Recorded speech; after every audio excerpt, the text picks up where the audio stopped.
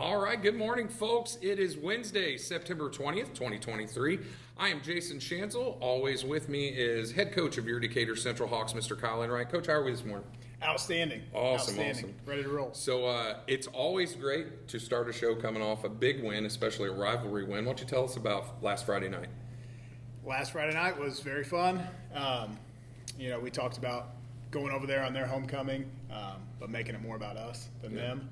And man, our kids performed well, especially defensively and in the second half to hold that outstanding offense and quarterback to very few yards and just very proud of our kids. Big plays all around, all three phases of the game. So it was fun to go over there and get the dub against a rival. So. Well, for sure. And I feel like we've hung our hat on defense a lot this year. I mean, we do have dynamic offensive kids, but our defense has really been so gritty and tough and, kind of there when we need them kind of thing. So absolutely. I mean, you talk about starting 6 sophomores on offense and only 1 or 2 on defense. So I think therein lies your answer a little bit. We're a little bit older, especially in the back end and on the front line on defense. So those guys know that, it's a team game and they've really helped keep us in games and been dominant. So, well, let's talk about who stood out offensively for us on Friday night. Took us a little bit to get going. First half, we had a turnover, had a punt, a bad snap one time, couple penalties.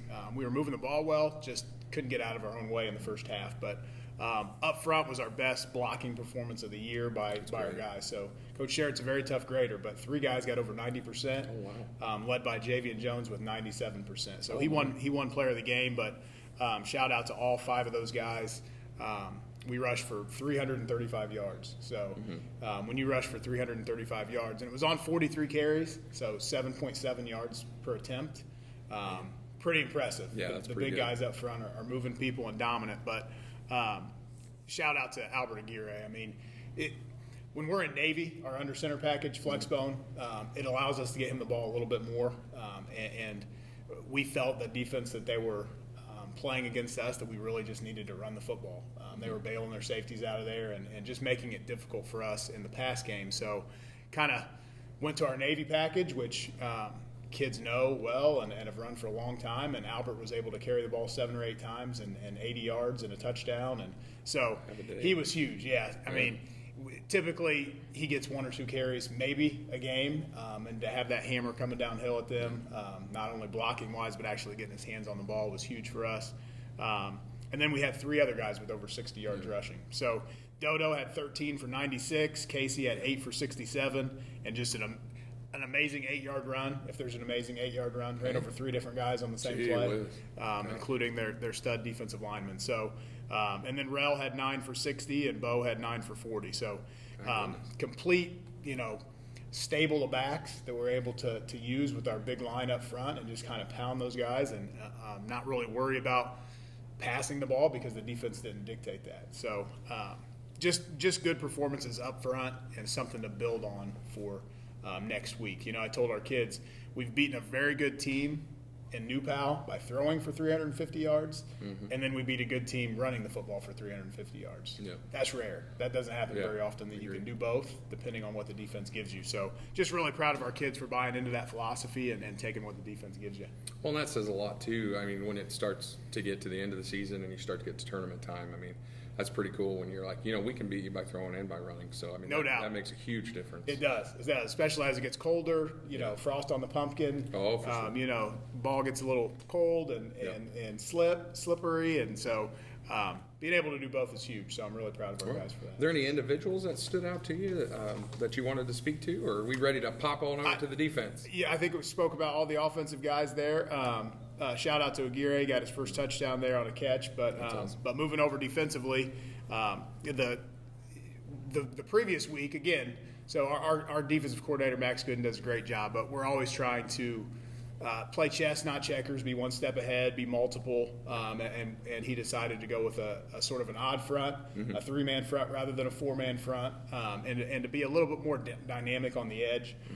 So Michael and Bonnie back in the starting lineup playing outside linebacker just had an impressive game. He's always in the right spot. He always plays hard. He's very coachable, and he just makes plays. But he had 6 tackles, 2 sacks, and recovered a punt block for a touchdown. So just a great game by Bonnie. Yep. I always feel like he seems like almost every game or every other game he recovers a turnover in some way, shape, or form. He's always where he's supposed to be. He's around 100%. The football. He's got a nose for it, a knack for it. We call him Bonnie Football, almost like Tebow. Can do everything on the field, but just really proud to see somebody who works so hard and does all the right things to happen at Mooresville on their homecoming. Just what a great He's almost like our Shaquille Leonard kind of guy. He just seems to be in the right place at the right time. Place, right time, but for a reason, because he does things right. So other standouts, MJ Campbell won the Defensive Line Player of the Week. He had 6 tackles, 3 tackles for loss, and another big sack, and just was dominant up front. I mean, he took on most of the time the tackle and the guard are trying to block him, and they still couldn't. But it freed up our linebackers to make 20 tackles. Again, Aguirre and Steve-O combined for 20. Just studs in the middle.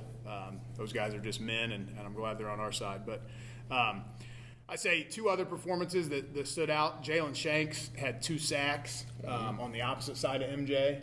MJ requires a lot of attention, but Jalen continues to get better. We've said his name a lot here lately. And then Michael Campbell, what can you say about him? Just very dynamic player.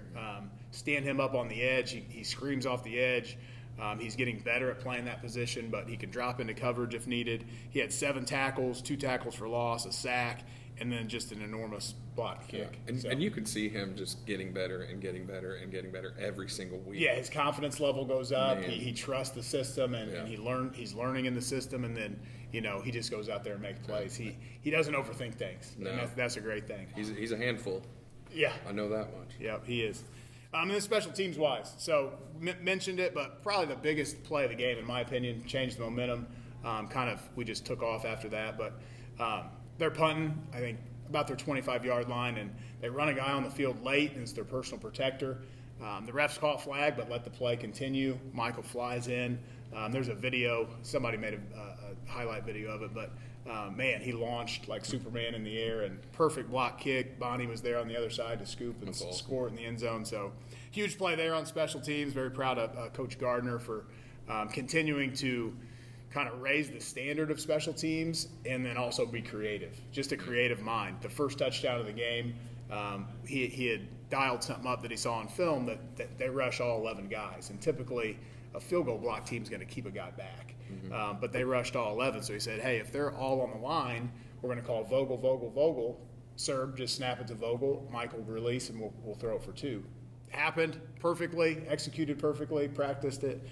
So that was great to see. But Vogel, again, had 2 field goals, 42 and 33, passed for a 2-point conversion, and then Michael's huge block kick, and he caught the 2-point conversion. So that was impressive. Just an all-around complimentary game, each phase helping each other be successful, and we got a week better, so that was good. That's huge, yeah. All right, folks, we are back. I'm here with Casey Berry, Breydon LaFollette, and Elijah Tramil, 3 of your standout players on your Hawks football team. We got a few questions. We're going to get to know these guys real quick here. So first question for you guys, what is your favorite food? I would say pizza for me. Mine going to be jambalaya. Jambalaya. All right, didn't accept that one. My favorite food is probably going to be like boneless buffalo wings. All right, man. All those sound pretty good, not gonna lie. How about this? Who's your favorite teacher? And no, I have not paid you ahead to say Schanzel. Miss Tate all the way. Does it have to be right now or like? It can be a past teacher for sure. I'm gonna go Miss Tate too. All right. I heard teacher's probably Mr. Weisbach. I be talking to Mr. Weisbach a lot, so. Yep, love me some Rob Weisbach. Kelly Tate, though, getting the votes. All right. Do you guys have nicknames that anybody calls you? What's your nickname? My nickname is KC. My real name is Keon. Not a lot of people know that. Telling secrets now. My nickname is Breydon. That's just what everybody calls me. I went by that forever, though. My family even calls me that, though. But, yeah, Breydon. My nickname is Elijah. My nickname is EJ, but everybody call me Elijah, so. All right. Nickname. So now you guys know, so you better start calling them by their nicknames. All right. So later on in life, would you prefer money or happiness? That's tough. That's a real question, isn't it? This one for a little It's a real one. I'd say probably money, because I feel like if I give my family everything they need, then I'd be happy. There you go. That's pretty much my answer right there. But yeah, money, just because you need money to. I mean, you could be happy, but like you need money to provide for yourself, and you just need money. So money. Fair. Probably happiness for me. You know, mental health was a big thing, so I feel like happiness comes first. All right. Good answers, fellas. I appreciate that. So, Casey, I already know the answer to this for you. Are you a morning person or a night owl? But go ahead and tell us why you're not a morning person, Casey. I'm a night owl. I can't. It's hard for me to wake up in the morning a lot. I'm definitely a morning person. I've never really struggled waking up early. Usually, I don't really wake. I wake up by myself now, but when I was younger, if my dad just opened up my door, I was awake to wake up in the morning. So I'm a morning person. I'm a night owl. You know, I kind of struggle waking up, so yeah. All right, so we got a couple of night dwellers and one early riser over here. All right. So if there are two words that could describe you, what would it be? This ought to be good here, right? I'd say one is explosive and probably caring, because I do. I like it. I'm gonna say caring, and then just probably quiet. All right. Caring and quiet. For me, probably quiet and loving. You know, I'm a hard lover, so yeah. All right. Well, cool. Good job, fellers.